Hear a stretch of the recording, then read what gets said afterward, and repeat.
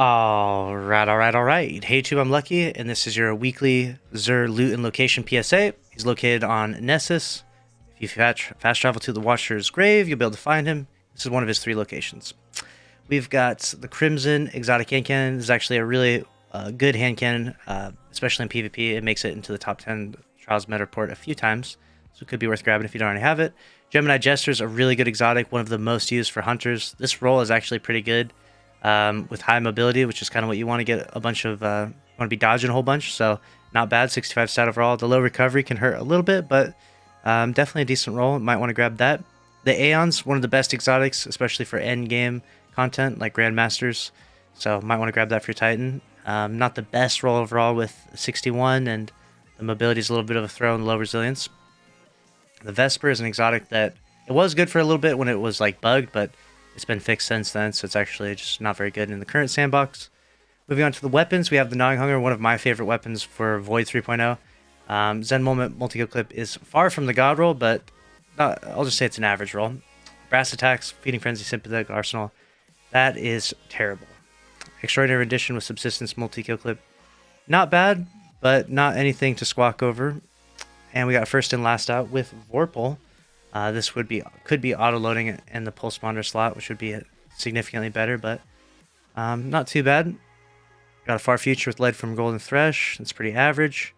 Auto-loading Ambitious for Code Dweller. That is trash. And then we've got Swarm of the Raven. And it looks like the perks are not bugging out like last week, which was kind of funny. That roll is going to be a pretty average roll. As far as armor goes, we got 57 stat roll with high resilience, so if you're looking for high resilience, I guess that's there for you, but 57 is pretty low.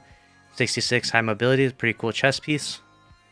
63 with really high resilience and strength is actually a pretty cool helmet for the hunter. For the boots, we've got low mobility, medium recovery, 61 overall. Some pretty average boots there. I'll pull up the stats for the other classes here. We've got Titan.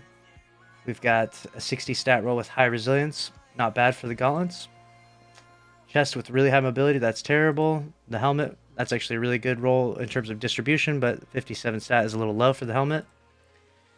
The boots, a little too much mobility, but 63 overall, not too bad. Pretty average, we'll say an average roll for that. For the Warlock, we have some really high mobility gauntlets. We'll pass on that. We have, for the chest, we have really high recovery, but 57 stats overall, so a decent roll, but average, we'll say.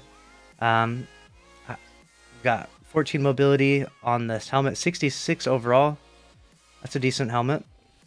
And then 57 is a little too low for the boots, so nothing too crazy in terms of armor this week, unless you're going for some high resilience builds and are willing to give up a few stats overall. Going to the last page, we got a Hawk Moon with Snapshot. It's one of the better perks for it.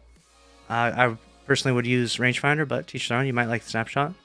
And then we got Dead Man's Tale with Force times the Charm, which is not the God roll and not worth grabbing, in my opinion. So there it is. Let me know what you'll be grabbing down in the comment section below. Make sure to subscribe with notifications on if you did enjoy. I'll keep you up to date on all the news in Destiny 2. Smash the like button. I'll see you in the next one. Later.